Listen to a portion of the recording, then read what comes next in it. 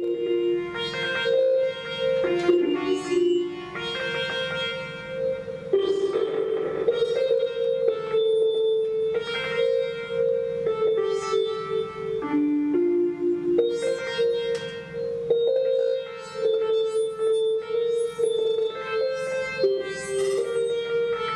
did so that every way you rotate this thing, you get a different sound.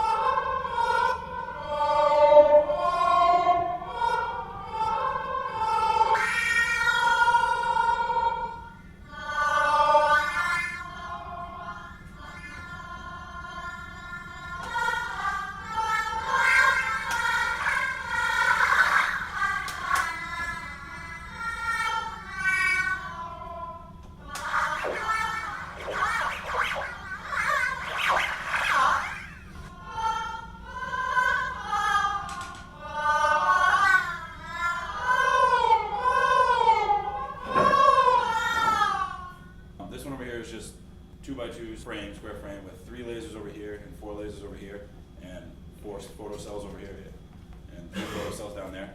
So actually when you break the beam, 2 beams at the grid point, it will turn off both photo cells, and that's when it sends the computer message to play a note. And over here, there's actually an accelerometer that lets you change it when you flip the instrument over to change different patches. And over here we just have a box that we took from a previous group that has a bunch of different controllers. We set it so that these 5 buttons change what the IR sensor does. This changes it so that the IR sensor affects LFO rate, that does LFO amount, that changes the mod wheel, that changes filter frequency, and this is the envelope attack. This slider, we have 2 sliders over here. One is for the master volume. This slider changes the amplitude envelope release, so you can change like the sustain of the notes when you let go of them. One issue we were having is we couldn't press something and then set a value and then not have the motion sensor keep picking up values. So we set it so this button will actually set the IR sensor, so you can press a button, put your hand in, and then while your hand's over it, press that, and it'll set the reason patch to that value. We have this sweet ignition switch right here that turns on the lasers. This is actually pretty much a visual representation of the grid. If you play, up here, it's currently, you can see the toggles are selecting 3 and 6, which is going to give you, this grid number right here. And then it has to use 2 AND operators, because the way Reason works is it always reads from right to left. And so if you were to break this beam first and then this beam, it uses 1 AND operator, and if you do it the other way, it uses the other AND operator, which usually isn't an issue because you usually break them both pretty much at the same time, but if it's even off by a split second, so I had to be sure to include 2 AND operators. Just because the way the grid actually ended up working out, it might be easier to change that. so you can actually play as many notes as you want at any one time, because all the toggle switches they're all going to read in you know, the values aren't the same. And then these over here are the controllers. These are the two slides. This one controls volume. This one controls, what is it? Amplitude envelope. And those are pretty standard, just 0 to 127. And then over here, this is what selects the button and sends the controller number. So you can change the IR sensor controller number, and then the IR sensor it adjusts the values to go from 0 to 127 as well. The freeze button basically sends a controller number of -1, and then it just, you know, then you can't actually affect the any of the controllers anymore. So for the first channel, we wanted kind of a really heavy synth sound. I think this kind of ended up with a little too much. Like, oh no, this is the channel. Yeah, this is the first channel. So we were kind of going for a heavy synth sound, and we wanted to have like really heavy sound on one side. You flip it over, you get this real like sound. So I guess we got that. We got this like airy sound, and this one I guess needed a little bit more. We spent a long time doing it. We didn't quite find what we liked that well.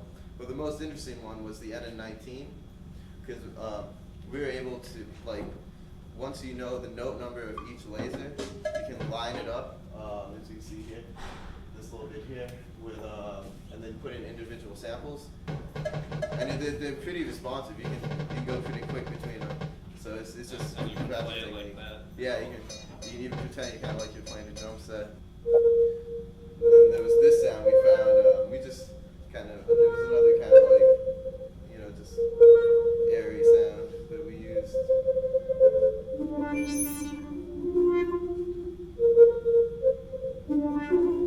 Yeah, one of the coolest things you can do is if you just leave your hand in it, it holds the note, so you can go you can do quick notes, so you can have it held for a while. You can actually, if you like, You need to put it. To make sure to break both names. you can play with one hand and then switch the Your